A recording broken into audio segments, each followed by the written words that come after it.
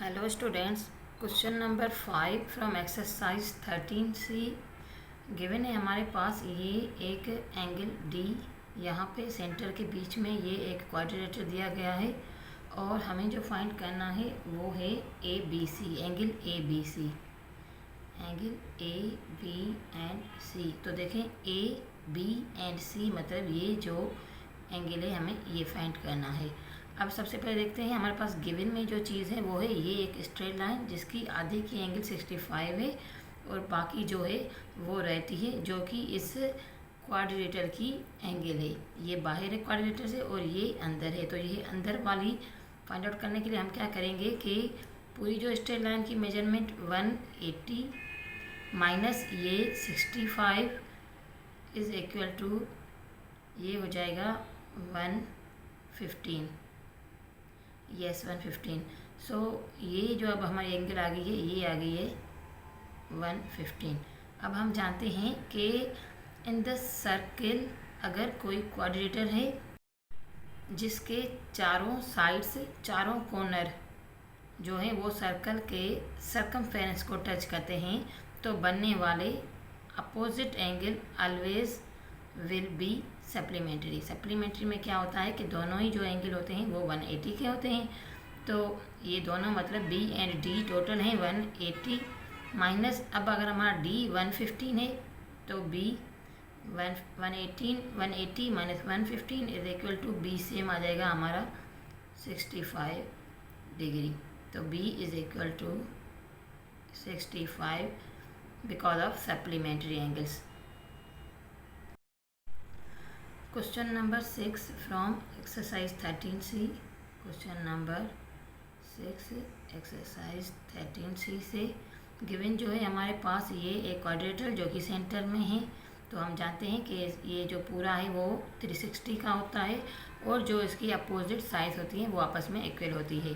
वैसे हमने यहाँ पे इनके नेम दे दिए हैं A B C and D ताकि हमें समझने में आसानी हो जाए। अब हम देखें कि ये सेम लाइन सेगमेंट का क्वेश्चन है।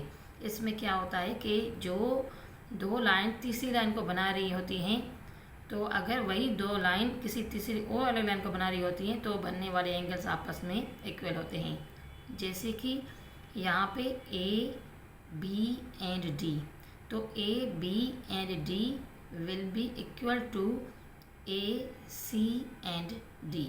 सो यहाँ पे पहले हम लिखेंगे angle A B D is equal to angle A C and D. तो अगर ये 70 है तो मतलब ये जो सी है ये यहाँ पे हमारा बी जो गिवन है 70, तो ये यहाँ पे जो हमारा सी होगा। अब हम इन दोनों साइड्स को नहीं ले रहे, हम सिर्फ ले रहे हैं ए सी डी, यानी कि ये वाला जो साइड है एंगल का मिला के दोनों 110 गिवन है। तो ये वाला जो एंगल है वो हमारा होगा 70। अगर ये बी 70 है तो ये भी होगा 70 क्योंकि ये दोनों चीज़ें आपस में इक्वल हैं। So C is equal to 70, या ऐसे लिखें A C D, angle A C D में जो सी है इज़ इक्वल टू 70 डिग्री। अब अगर ये 70 है तो सेम इसी तरह तो ये हो जाएगा हमारा 40। ये 70 है, ये पूरा 110 है तो ये आ जाएगा हमारा 40, सी वाला ये यहाँ पे 40।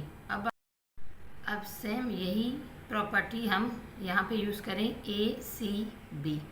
तो A C B is equal to A D and B, A D and B, क्योंकि हमें जो फाइंड करना है वो एक्स यानी कि ये वाला एंगल है डी।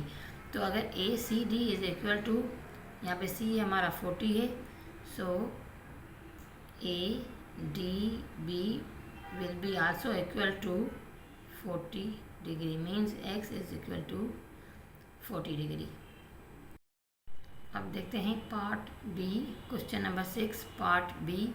पार्ट बी में जो गिवन है हमारे पास ये एक लाइन यहाँ से ऐसे और ये लाइन मिलके दो सेम मेजरमेंट की, ये यहाँ पे लाइन दिए गए यानी कि ये दोनों की मेजरमेंट सेम है। अगर इन दोनों की सेम है तो हम जानते हैं अगर ये 55 है तो ये भी 54 है तो ये भी 54 डिग्री का होगा, मतलब ये मेजरमेंट दोनों सेम है।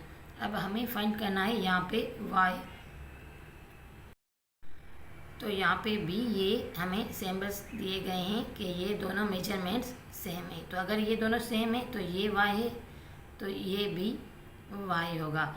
अब हम जानते हैं कि ये जो क्वाड्रिलेटरल है, जो कि सेंटर के बीच में क्वाड्रिलेटरल होता है, तो उसके अपोजिट वाले जो साइड्स होते हैं वो अपोजिट वाले जो एंगल्स होते हैं वो सप्लीमेंट्री होते हैं, यानी कि इन सब की मेजरमेंट, यानी कि इन पूरे की और इस पूरे की जो मेजरमेंट है वो है 180। तो हम कह सकते हैं कि 54 + 54 + y and plus y is equal to 180। So 54 + 54 + y and y को हम 2y कर देते हैं इज इक्वल टू 180। तो ये क्या हो जाएगा 108 + 2y is equal to 180 degree. तो 2y is equal to 180 minus 108 is equal to, ये आ जाएगा हमारे पास 72।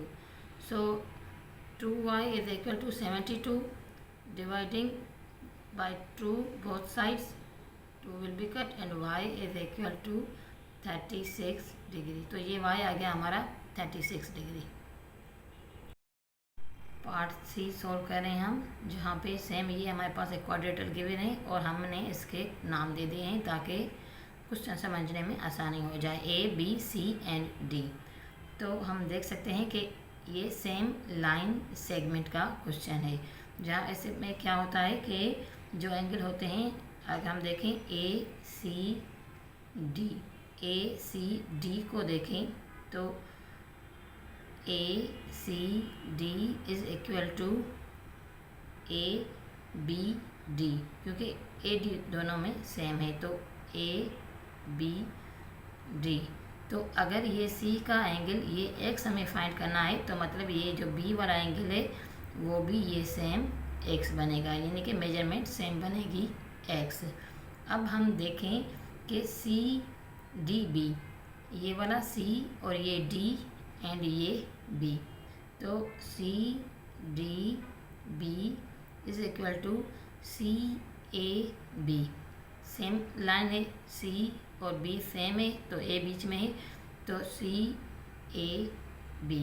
अब अगर CAB में A है 27, तो इसी तरह से CDB में B, ये वाला जो D होगा वो होगा 27।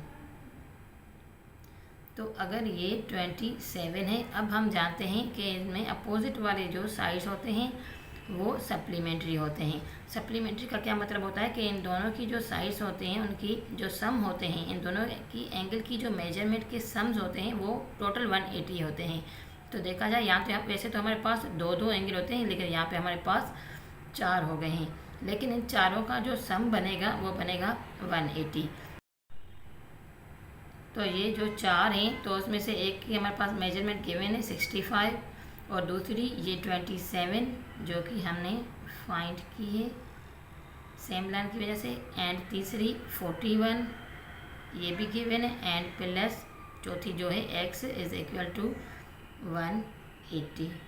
तो इन तीनों को प्लस करें, 65 + 27 + 41 is equal to 133 degree plus x is equal to 180 और x is equal to 180 minus 133 is equal to, ये आ रहा है हमारे पास